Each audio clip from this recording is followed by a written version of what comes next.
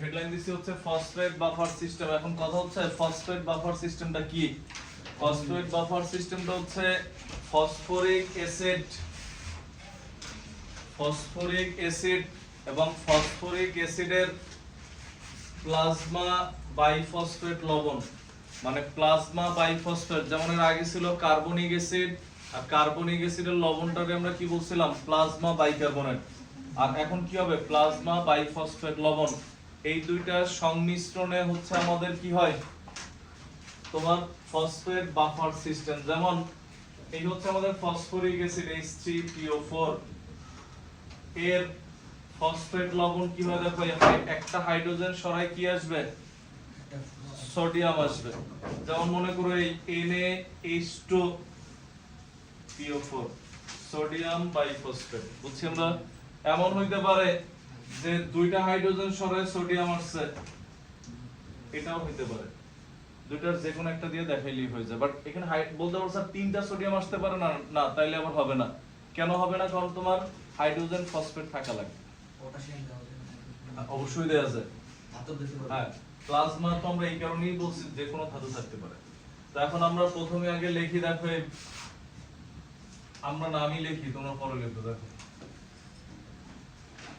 H plus H2PO4 minus, কি লিখছি H plus আর কি লিখছি আমরা H2PO4 minus, মানে হাইড্রোজেন আয়ন আর কি ফসফেট আয়ন, মানে বাইফসফেট আয়ন।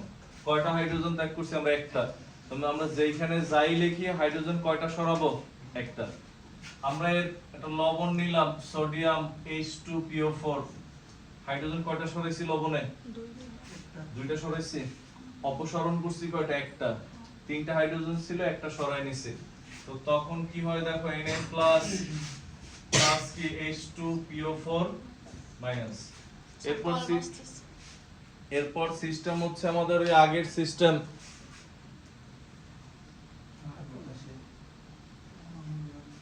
দেখো এরপর সিস্টেম হচ্ছে আগের সিস্টেম কোনটা, ওই যে বাইরে থেকে সামান্য পরিমাণ অ্যাসিড বা H প্লাস আয়ন যোগ করছে, আরেকবার বাইরে থেকে সামান্য পরিমাণ ক্ষার বা কি যোগ করছে, OH মাইনাস আয়ন।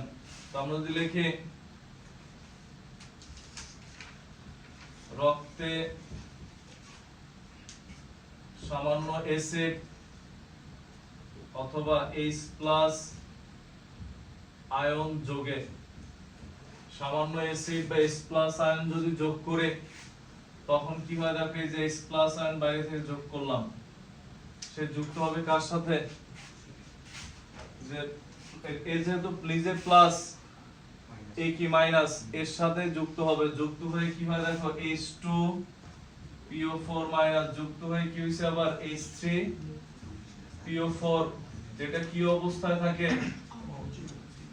অবিয়োজিত। যে কারণে H প্লাস বাইরে থেকে দিলে কি হবে, সে তো দ্রবণে নাই, এর সাথে যুক্ত হয়ে আলাদা হয়ে পড়ে আছে। যে কারণে কি হয় নাই, H প্লাস আয়নের ঘনমাত্রার কোনো পরিবর্তন হয় না। এটা ওই যে সিনেমার লাইনের মতো। আর যারা আগের ক্লাস মিস হইছে, ভিডিও দেখো নাই, তারা আগামী 10-15 মিনিট পর নতুন একদম ফ্রেশ টপিকস আসবে, তখন পুরোটা বুঝতে পারবো, মানে বাফার যখন শেষ আজকে। তো এটা হচ্ছে অবিয়োজিত অবস্থায় হইছে। এরপর হচ্ছে আমরা লিখি দেখো, রক্তে সামান্য ক্ষার অথবা OH মাইনাস আয়ন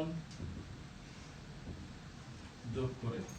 তো রক্তে সামান্য ক্ষার বা OH মাইনাস আয়ন যোগ করলে কি হয় দেখো, OH মাইনাস আয়ন কার সাথে, যেহেতু মাইনাস যুক্ত হবে কার সাথে, প্লাসের সাথে। প্লাস আছে এই দুইটা, এই দুইজনের মধ্যে H প্লাস এর সক্রিয়তা কি বেশি, তাহলে H প্লাস এর সাথে যুক্ত হয়ে কি উৎপন্ন করছে, পানি। তো পানি উৎপন্ন করলে তাহলে তো H প্লাস কমে যাওয়ার কথা না, কেন কমে যায় না, ওই যে বিস্কিটের প্যাকেটে যে एग्जांपल দিছিলাম, ওই যে গোডাউনে ছিল, আরো উঠায় ডিসপ্লেতে সাজায় দিছি আমরা। তো সাথে সাথে এটা তো অবিয়োজিত আরো অনেক আছে, এটা ভাঙার ফলে সাথে সাথে বিক্রিয়ার সামনের দিকে উৎপন্ন হয়ে কি হইছে, মনে করো আরেকজন সমপরিমাণ H প্লাস আয়ন উৎপন্ন করছে। যে ক্রিকেট খেলার মাঠে তুমি মনে করো বিগত 5-7 ম্যাচ ধরে শুধু পানি টানো, চান্স পাইতেছো না, যে 11 জন খেলতেছে ভালো খেলতেছে, হঠাৎ করে মনে করো একজন পা ভেঙে গেছে ড্রাইভ দিতে যায়, তুমি মনে মনে খুশি। আর একজনের পা ভেঙে গেছে দেখে কি ফিল্ডিং কি 10 জনে করতেছে, কি হচ্ছে, ওরা উঠাই নিয়ে গেছে, সাথে সাথে তুমি নেমে গেছো, এখনো 11 জনই আছে, একই ড্রেস। তার মানে কি ফিল্ডে প্লেয়ারের কি হয় নাই কোনো চেঞ্জ, মোট প্লেয়ারের মোট সংখ্যার পরিবর্তন হয় নাই, রিপ্লেসমেন্ট হইছে, বাট পরিমাণ কি আছে, সেম আছে। বুঝছি আমরা, এখানেও সেম ঘটনাটাই ঘটে। তো তখন এই যে মনে করো এইখান থেকে চলে গেছে, যে পা ভাঙে উঠে গেছে, সাথে সাথে এই যে এখানে তোমার হচ্ছে ব্যাক স্টেজ থেকে আরেকজন প্লেয়ার এসে পড়ছে, মানে কি H3PO4 সাথে সাথে সম্মুখ দিকে বিয়োজিত হয়ে সমপরিমাণ কি উৎপন্ন করে ফেলছে, H+ আয়ন উৎপন্ন করে, যে কারণে কি হয় না, দ্রবণে H+ আয়নের ঘনমাত্রার কোনো পরিবর্তন ঘটে না, অর্থাৎ pH এর কোনো পরিবর্তন হয় না। ক্লিয়ার? এরপরে দেখো একটু পরে লেখো, এরপরে এই ফসফেট বাফার সিস্টেম শেষ, এরপর যেটা ছিল 3 নাম্বার দিয়ে লিখবো হচ্ছে তখন প্রোটিন বাফার সিস্টেম। তো প্রোটিন বাফার সিস্টেমে কি হয়, রক্তের প্রোটিন বাফার সিস্টেম, এটা মূলত বায়োলজির আলোচনার বিষয়। তারপরেও আমরা হচ্ছে এটা আলোচনা করি কিরকম, যেমন রক্তের প্লাজমা প্রোটিন এবং কনজুগেটেড প্রোটিন, মানে এটা সমন্বয়ে আরেকটা প্রোটিন, কনজুগেটেড প্রোটিন ধরা হয় হিমোগ্লোবিন, এর সমন্বয়ে প্রোটিন বাফার গঠিত হয়। এই হচ্ছে আমাদের বাফার দ্রবণের। এছাড়াও এই বাফার দ্রবণ বা পিএইচ এর মান আমাদের অনেক ক্ষেত্রে দরকার হয়, ওষুধ শিল্পে, রসায়ন শিল্পে, তারপর হচ্ছে টয়লেট্রি সামগ্রীতে, কৃষি ক্ষেত্রে, বিভিন্ন ক্ষেত্রে পিএইচ এর গুরুত্ব অপরিসীম। এই হচ্ছে বাফার ক্রিয়া। উঠাও।